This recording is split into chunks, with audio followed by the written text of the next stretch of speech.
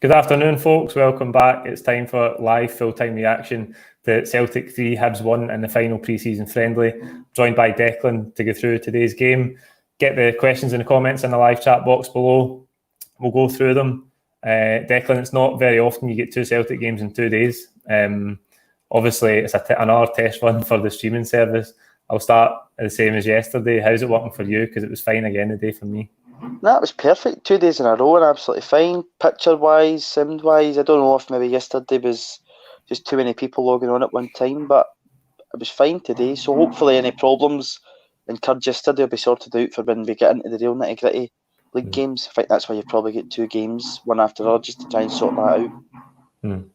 Hopefully. If you're just joining us, you're wondering what that background noise is, by the way. You need to excuse us. This is the joys of live broadcasting. There's work getting done at the front of my house, so there's not a lot I can do about that.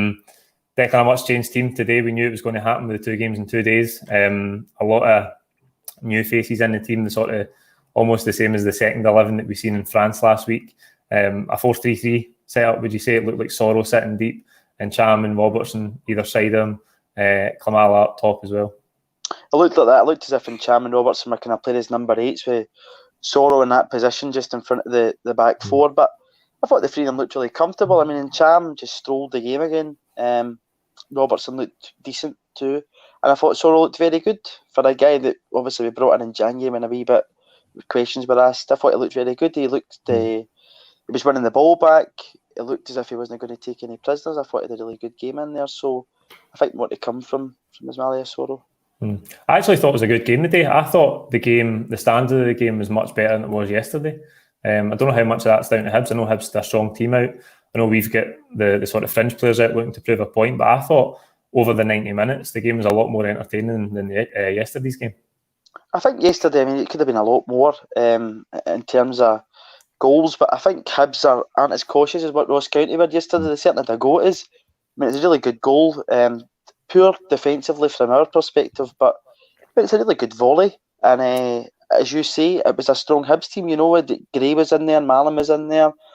It wasn't a poor Hibs team by any means. So, and Jack Ross obviously wants to get his team going for the season ahead. So no, and I thought the Celtic players in there were looking to give Neil Lennon a headache games coming up, because as we spoke before on here, we're going to use the squad this season. There's that many games coming up, and there's guys in there, especially the first team guys, and El Hamed and Cham, Griffiths coming on, that could be first team regulars. So, you know, there's a question there to be asked of where their position will be.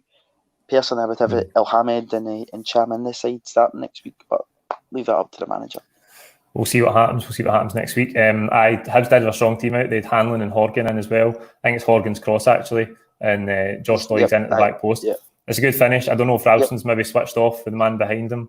Yeah, I think so. Yeah. Dembele's no back on the cover, but listen, it was a good finish. But I thought we responded well. I thought for a young team and a team that hasn't played together, they don't know each other very well. I thought we passed the ball pretty well. Scott Robertson did a great chance after a ball through for Olivier and Cham just before the Hibs goal. But I thought we responded well, and it was a great finish that got us back level for Dembele. It was cool as you like, you know what I mean, for his age to be as cool like that in front of goal. I thought was excellent. Really good play by Enchant to win the ball back, and a brilliant weighted ball through to Karamoko. But as you say, I thought we took really good control of the game in the second half, and the subs that Neil made certainly made a difference. You know, Connell, Griff coming on. I thought they helped the game and changed the game a bit. But as you say, I thought everybody had a decent game today, and it looks good in terms of Saturday. Squad depth, I don't know, but I thought the guys that played today certainly had a good game. See, just in terms of Cham there, obviously he's the best player on the pitch by a mile today, in terms of quality. Do you think there's any chances or any danger of him getting disillusioned by being in the second string team the entire pre-season? I hope not, because I hope hopefully the gaffer says to him, like, just whatever it is, because he's captain every time he plays in that second step team. I don't know if that's just for a bit of continuity, player-wise, to have a good footballer in the middle of the other guys, because it'll certainly help guys like Robertson and Henderson to have a guy like that around them. But obviously, I was talking to my pal Matthew earlier about it. Ryan Christie's picked for a purpose. He takes set pieces when he plays in the side, and he's always good for a goal. I think people forget the amount of goals he scored last season. I would play in Cham over Christie, but the gaffer obviously seems to like Ryan in that number 10. But I would play in Cham in there because you said today he was the best player when he parked by a mile and he just strolled it. Aye, he was streets ahead, and I think we all see them chop and changing, kind of like last season. I'm just wary that Encham doesn't. We know he's been linked to moves away in the past. I hope that if he's on the bench when the season starts, that maybe doesn't lead to his head getting turned again. Patrick Klimala, I was tweeting about him at half time. I'm sure he's seen it. £3.5 million. £3.5 million, I think, isn't cheap. It's not cheap for Celtics. The sort of markets that Celtic shop in isn't cheap. I've been looking for a glimpse of something. I know he went on to get 2 goals today. I don't think that really changes my opinion on him. I'm not criticising him, by the way. He's putting in a lot of work. You can see that he's been away working the close season as well, and he covers so much ground. His effort is always absolutely fantastic, and he did get his goals today. But do you think the difference we can see in him is when he was up front on his own in the first half, he maybe looks a little bit lost at times, but with a partner up beside him, he looks much better?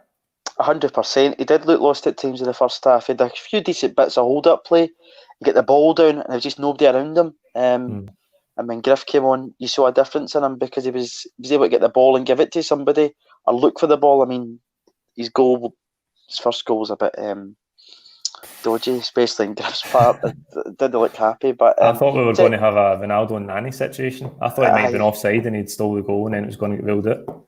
Griff didn't look happy at all. And even he just blanked him, didn't he? He blanked him, and in the second one, it's Griff's corner, and there's not much in affection to the two of them. No.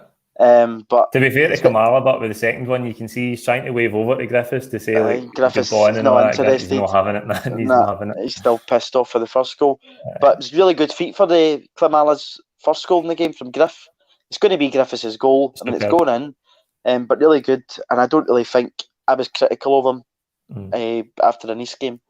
If that was a fitness issue, it must be the fastest fitness turnaround in history because it doesn't look like a fitness issue to me. Because he looked as sharp as anything. I'll try and not speculate, but I'm not 100% sure that he was left behind for fitness issues because that must be the quickest fitness turnaround ever. He's went from being out of shape, we're leaving you here, to being Neil Lennon stopped me yesterday as if he's in tip-top condition. So I don't think that's happened in the space of 2 weeks. He certainly ran the channels well when he was getting him behind and the Hibs players was causing problems. He looked good. He looked not far off where he was. That last competitive game before the lockdown against St Mirren. I thought he was good when he came on. Do you think, obviously now that, I think a couple of weeks ago, the way it works, the outrage and him getting left behind, it's just disappeared now because he's back in the fold. I don't think there's any problems that everybody thought there was, and he's there to be picked now, and we might even see him back alongside Edouard much sooner than we thought last week.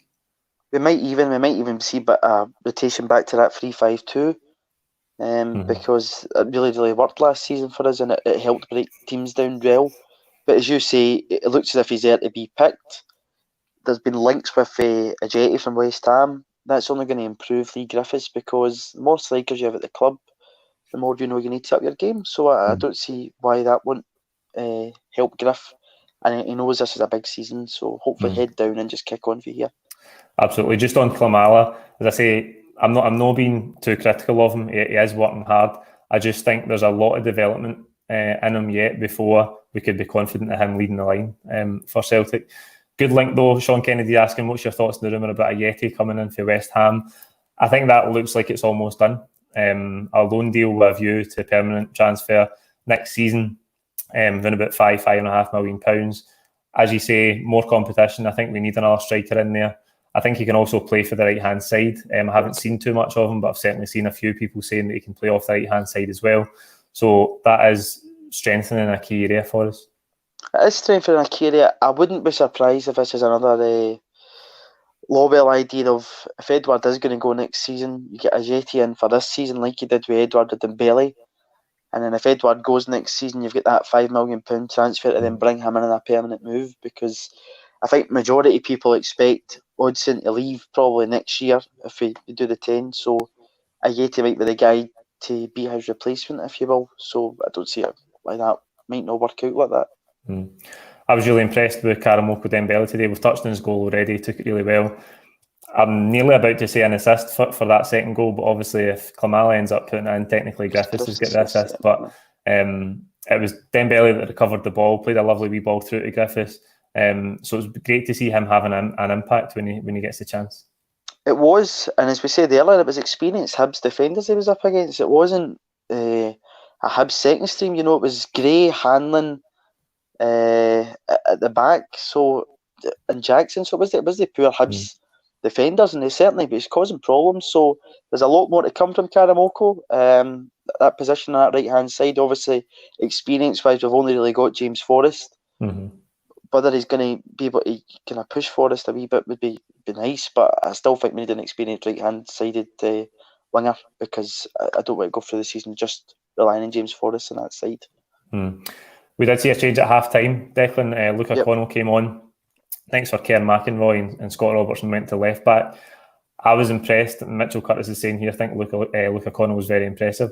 I agree. I thought he was very good. I think his first thoughts forward, you can see he's a very, very good passer of the ball, and he impressed me second half.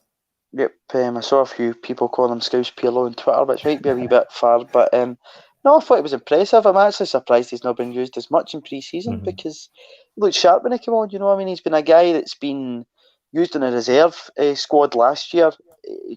Saw glimpses of him pre-season again last year, but certainly looks a player. And as you say there, he came on and did well. McInroy again, very good first half. Thought he did well yesterday.